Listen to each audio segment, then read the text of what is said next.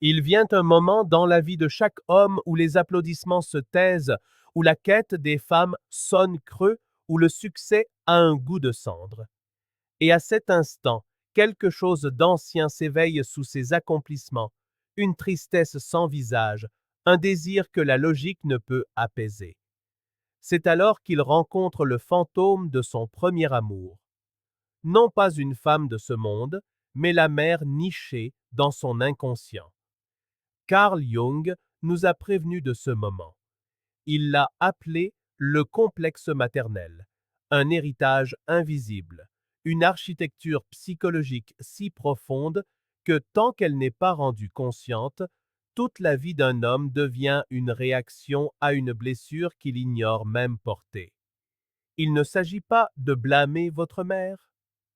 Il s'agit de comprendre que les prisons les plus dangereuses ne sont pas faites de barreaux, mais d'attentes intériorisées, d'archétypes archaïques et de la croyance tacite que l'amour doit se mériter en devenant ce qu'elle n'a jamais demandé, mais ce que vous pensiez qu'elle avait besoin. Dès le premier souffle, elle était le monde. Son sourire était l'approbation. Son silence, la punition. Elle fut le premier miroir, et ce que vous avez vu dans ses yeux, vous l'avez pris pour la vérité de votre propre valeur. Mais Jung nous enseigne ceci. L'archétype de la mère n'est pas la mère elle-même. C'est un symbole enraciné au plus profond de l'inconscient collectif, un plan d'origine, de nourriture, de protection, mais aussi d'engloutissement, de régression et de dépendance psychologique s'il n'est pas intégré. Et c'est là que se situe la fracture. Lorsque la femme réelle, votre propre mère, ne parvient pas à répondre aux idéaux impossibles de cet archétype, l'enfant ne fait pas son deuil. Il s'adapte. Il crée une version de lui-même conçue pour gagner son regard, pour mériter son affection, pour survivre. Cette version devient le masque, et le masque devient l'homme. Mais à l'intérieur vit toujours le garçon, souffrant, jouant un rôle, compensant, courant après les femmes, non pas pour l'intimité, mais pour la réparation, non pas pour la connexion, mais pour ressusciter la mère qui vit à l'intérieur de la blessure. Jung a dit, ce qui n'est pas amené à la conscience revient sous forme de destin, et ainsi vous répétez le schéma. Vous tombez amoureux de femmes qui reflètent sa froideur, sa distance, son silence. Vous vous auto-sabotez juste au moment de réussir. Vous vous effondrez face à la désapprobation féminine, non pas parce que vous êtes faible, mais parce qu'une partie de vous croit encore que son regard décide si vous êtes digne d'exister. Et voici la partie que la plupart des hommes n'osent jamais affronter. Vous ne pouvez pas devenir entier tant que vous n'avez pas tué l'illusion. Vous ne pouvez pas vous individualiser, devenir votre propre homme, tant que vous n'êtes pas sorti de l'orbite psychique de votre mère. Jung n'entendait pas tuer, au sens littéral. Il voulait dire différencier, la voir non pas comme une déesse ou une démone, mais comme un être humain, limité, blessé, façonné par sa propre ombre. Tant que vous ne faites pas cela, vous ne l'aimez pas. Vous vénérez une idée ou combattez un mythe. Les deux sont des illusions, et les deux vous maintiendront brisé. Alors demandez-vous, choisissez-vous vraiment votre vie, ou essayez-vous encore de prouver votre valeur à une mère qui a depuis longtemps cessé de regarder? Ceci n'est pas du développement personnel, c'est de la chirurgie de l'âme. Car chaque fois que vous réagissez avec une culpabilité irrationnelle, chaque fois que vous vous sentez paralysé par le rejet, chaque fois que vous surcompensez dans vos relations, vous n'agissez pas en tant qu'homme. Vous faites écho à l'enfant qui espère encore que s'il est assez sage, il sera enfin choisi. Mais la guérison ne vient pas du fait d'être choisi. Elle vient du fait de se choisir soi-même et de libérer l'attente sacrée que la mère qui vous a donné la vie puisse aussi vous donner votre identité. Elle ne le peut pas. C'est votre tâche désormais. Un homme qui n'a pas fait la paix avec sa mère intérieure ne sort pas avec des femmes. Il rejoue des scènes. Il ne dirige pas. Il compense. Il n'aime pas. Il implore la rédemption sous un déguisement, car ce qui le hante n'est pas une personne. C'est une projection. Carl Jung a enseigné que l'inconscient projette son contenu sur le monde extérieur lorsqu'il n'est pas intégré à l'intérieur. Et quoi de plus puissant, de plus magnétique pour l'homme non examiné que l'image du féminin? Alors il la cherche, non pas comme une partenaire, mais comme un miroir, une mère de substitution qui pourra enfin achever l'histoire qui n'a jamais pris fin. Et c'est ainsi que commence la grande illusion. Il appelle cela une alchimie, mais c'est une répétition. Il dit « Elle me complète », mais c'est une régression, le garçon cherchant le sein de la sécurité émotionnelle qui lui a été refusée. Jung appelait cela la projection de l'anima. Lorsqu'un homme projette son féminin intérieur, largement façonné par la première femme de sa vie, sur les femmes qu'il rencontre, il ne les voit pas elles. Il la voit elle, la mère, l'espoir, la faim. Et cela le brise, car aucune femme ne peut porter le poids d'un enfant inconscient. Elle devient submergée par le fardeau d'attente qu'il ne peut articuler. Qu'elle le sauve, l'apaise, lui pardonne, le complète, mais sans qu'il ait jamais à le demander, car le garçon ne demande pas. Il attend. Et lorsqu'elle ne peut donner ce que même sa propre mère n'a pu lui offrir, il se sent à nouveau abandonné, non pas par elle, mais par la blessure qu'elle a accidentellement rouverte. C'est le cycle contre lequel Jung nous a mis en garde, le destin d'un homme qui n'a pas retiré ses projections. Il transformera chaque relation en un sacrifice rituel, saignant son âme pour retrouver quelque chose qui ne peut être récupéré, la mère parfaite qui n'a jamais existé. La question devient alors, combien de temps laisserez-vous le passé dicter votre regard? Combien de temps confondrez-vous l'amour avec le salut? Car tant que l'archétype maternel en vous restera idéalisé ou diabolisé, vous ne verrez pas clairement. Vous ne la verrez ni elle, ni vous-même. Et tant que cela ne changera pas, vous confondrez l'intimité avec le besoin, le sexe avec la guérison, le silence avec le rejet et l'abandon avec le destin. Mais voici la vérité que Jung a offerte, enveloppée de feu. Le féminin doit être réclamé et non répété. Et pour ce faire, l'homme doit descendre dans son propre inconscient. Il doit affronter la douleur qu'il a enfouie, non pour punir sa mère, mais pour récupérer son âme.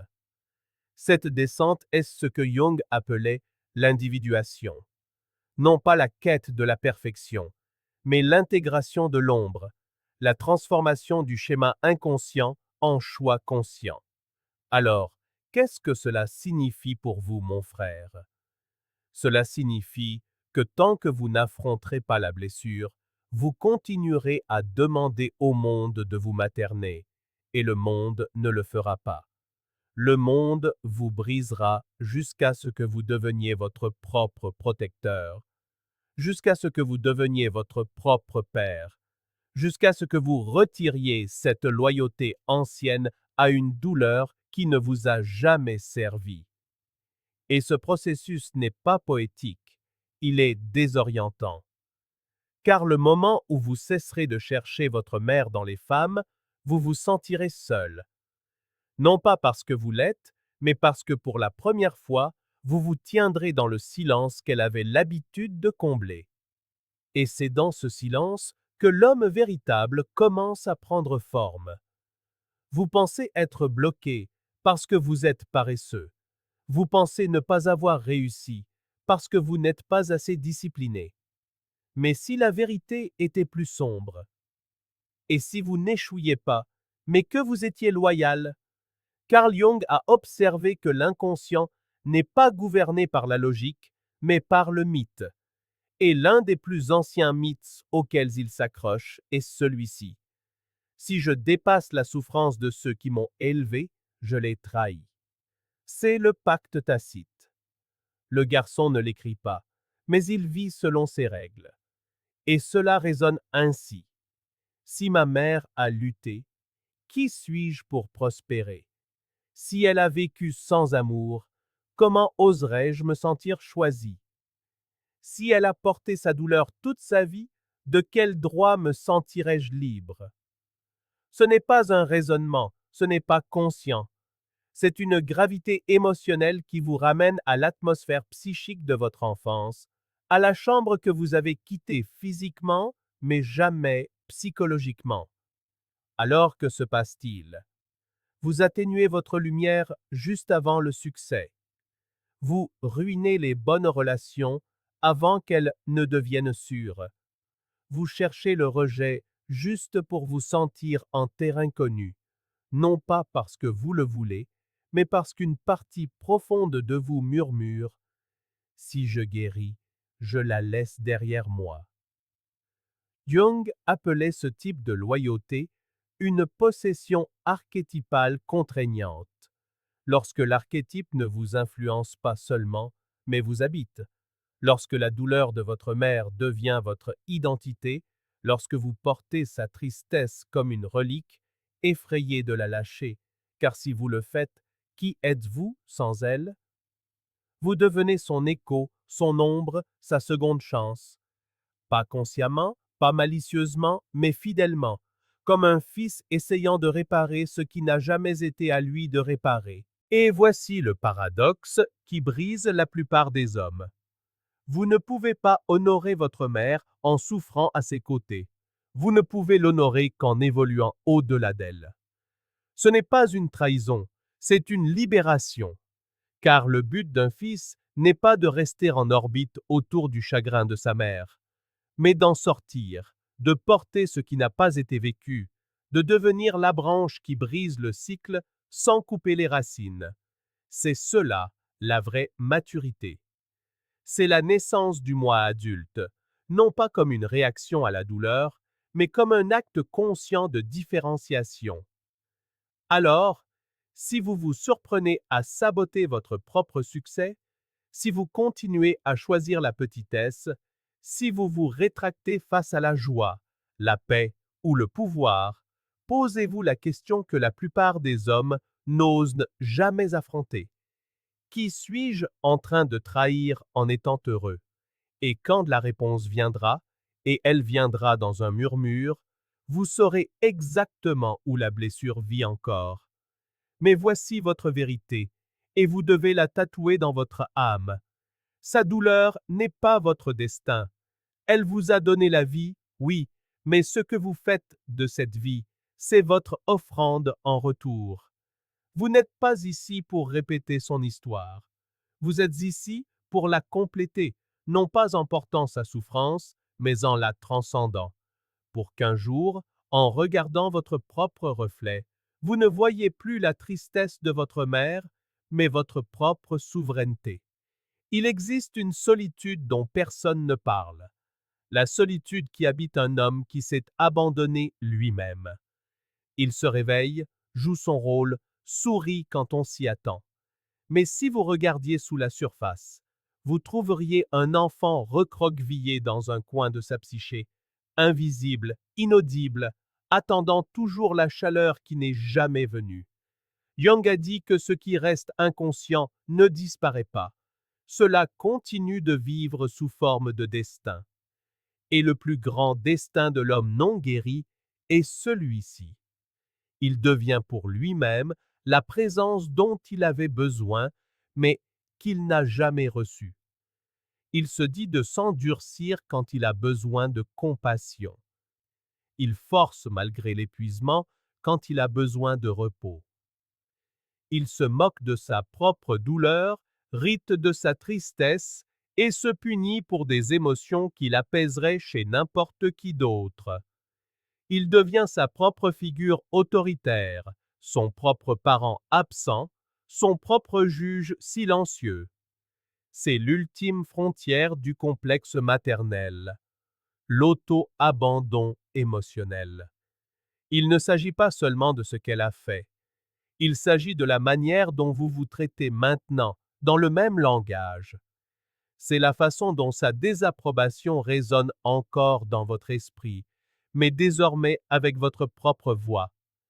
Jung parlait de cela comme de la mère intérieure, un archétype qui, lorsqu'il est blessé, s'assoit sur le trône de votre psyché et gouverne votre valeur, vos choix, vos relations, votre sentiment de sécurité dans le monde.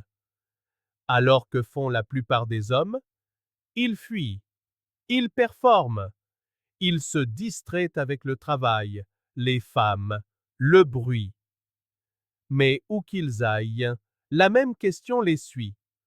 Pourquoi me sens-je vide, même quand je fais tout bien? Et la réponse est celle-ci. Parce que vous vous êtes quitté vous-même pour aller gagner un amour qu'il ne vous appartenait pas de mériter. Vous avez cessé de prendre de vos nouvelles, vous avez abandonné votre joie, votre douceur, votre intuition, parce que le modèle d'amour dont vous avez hérité vous a appris que vos besoins étaient excessifs, que votre tristesse était inopportune et que votre vulnérabilité était une faiblesse. Mais voici ce que Jung vous dirait, et c'est une vérité que les hommes doivent entendre avec des mains tremblantes. Le privilège d'une vie est de devenir qui vous êtes vraiment. Pas qui l'on vous a dit d'être, pas qui elle avait besoin que vous soyez, pas qui vous avez dû devenir pour vous sentir en sécurité, mais qui vous étiez avant l'adaptation. Et pour retourner à cet homme, vous n'avez pas besoin de plus de force. Vous avez besoin de compassion. Pas de la pitié, pas de l'indulgence, mais quelque chose de bien plus courageux.